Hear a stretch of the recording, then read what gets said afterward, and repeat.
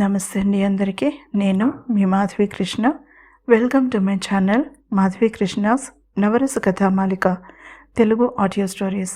వినండి, వింటూనే ఉండండి. ప్రతిరోజు సరికొత్త ఎపిసోడ్లని.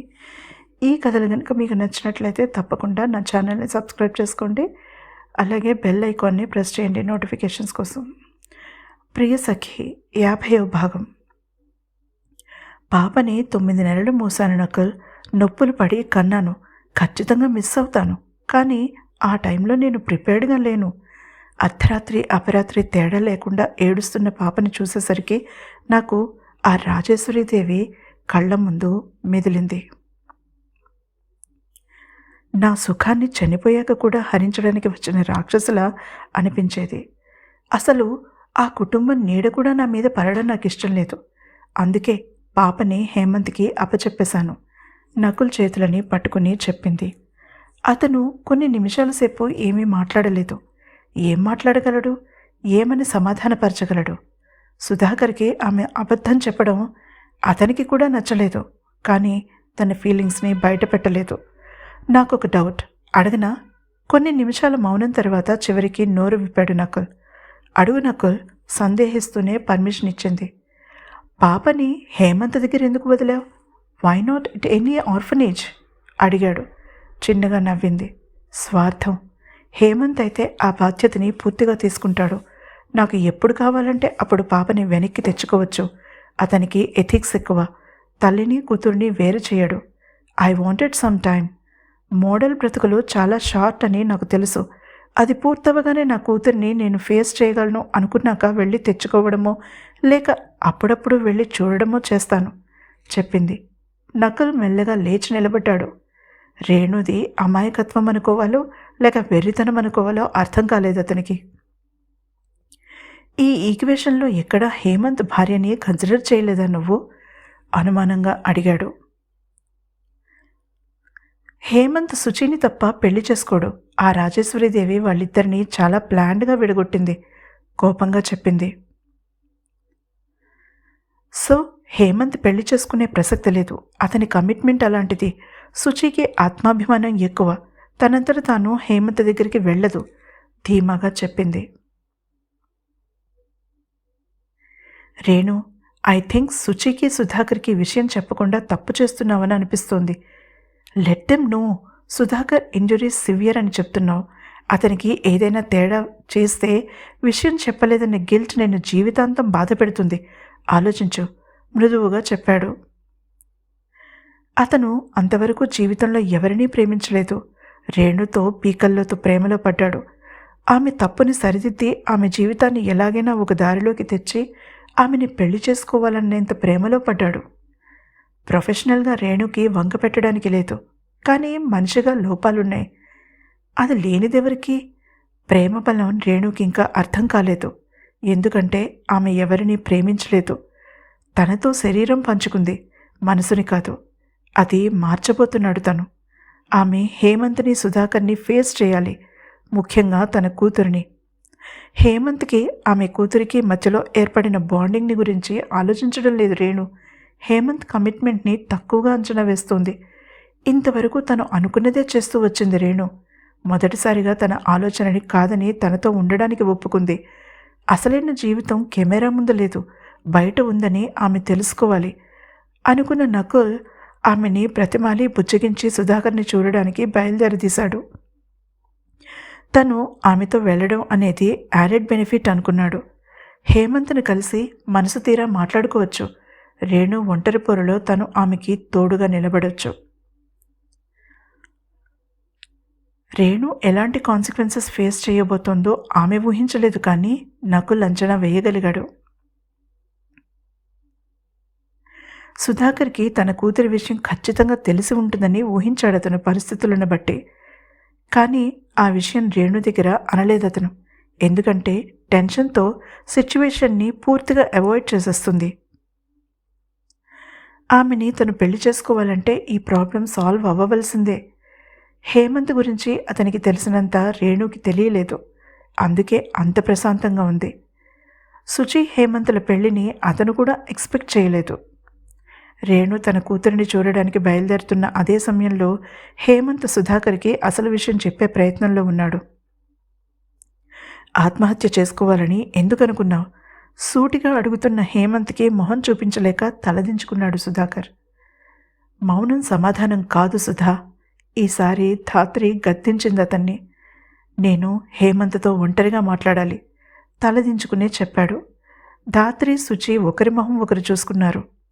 అతని మొహం చూస్తుంటే ఎక్కువసేపు కోపం నిలబడేలా లేదు హేమంత్కి.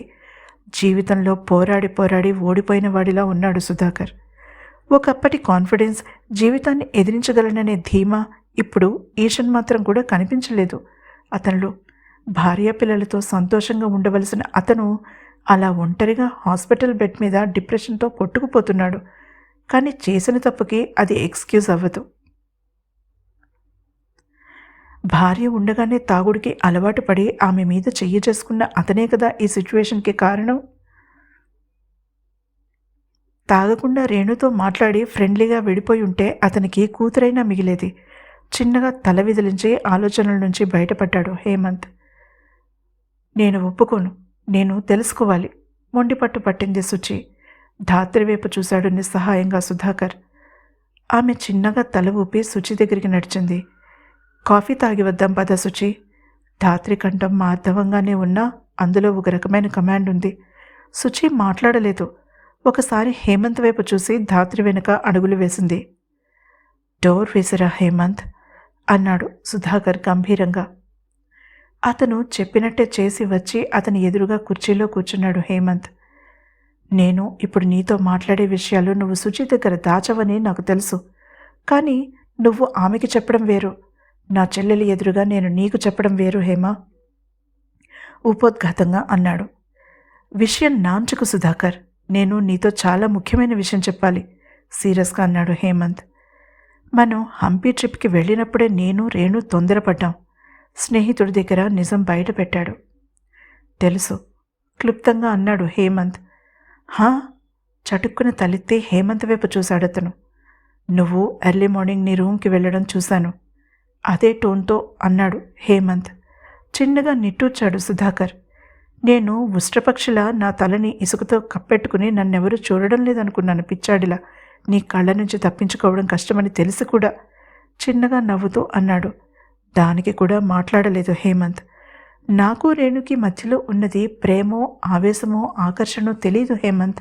ఇప్పటికీ కూడా నాకు అర్థం కానిది ఒకటే, ఆమె నా లైఫ్లో నుంచి వెళ్ళిపోయినప్పుడు ఆమె నన్ను వదిలి వెళ్ళిందని బాధతో తాగానా లేక బామ్మ ముందు నా పరువు పోయిందన్న సిగ్గుతో తాగానా నాకు ఇప్పుడు తెలియలేదు. హాస్పిటల్ బెడ్ మీద పడుకుని ఆలోచించడం మొదలుపెట్టాక అర్థమైంది. రెండోదే కారణం. రేణు గురించి నేను అసలు ఆలోచించలేదు. మా మధ్య శారీరక సుఖం పీక్స్లో ఉండేది. ఆమె నాకు, నేను ఆమెకి ఒక డ్రగ్లా తయారయ్యామే కానీ మనసులు విప్పి ఎప్పుడూ మాట్లాడుకోలేదు హేమ. తన గోల్ తెలిసి కూడా తనని ఆపాలని చూశాను. కళ్ళు మూసుకుని వెనక్కి వాలుతూ అన్నాడు సుధాకర్. ఎలర్ట్ అయ్యాడు హేమంత్. ఏమన్నావు? షార్ప్గా అడిగాడు. తనని ఆ ఫ్యాషన్ వరల్డ్లోకి వెళ్ళొద్దని చెప్పాను. కావాలంటే శుచిలా డ్రెస్ డిజైన్ చేసుకుని బోటికి పెట్టుకోమని చెప్పాను. శుచికి హెల్ప్గా ఉండమన్నాను. అంతేకాని అరకొరగా బట్టలు వేసుకుని స్టేజ్ షోలు ఇవ్వడానికి వీల్లేదని చెప్పాను. హేమంత్ కళ్ళలోకి చూసే ధైర్యం లేక అన్నాడు. తను ఆ మాట అన్నాక రేణులో పెరిగిన పట్టుదల, తను మోడలింగ్ వైపే వెళ్లాలని ప్రిపరేషన్ స్టార్ట్ చేయడం అంతా చెప్పాడు సుధాకర్. నేను వద్దన్న కొద్దీ తను అదే చేయడానికి నిర్ణయించుకుంది.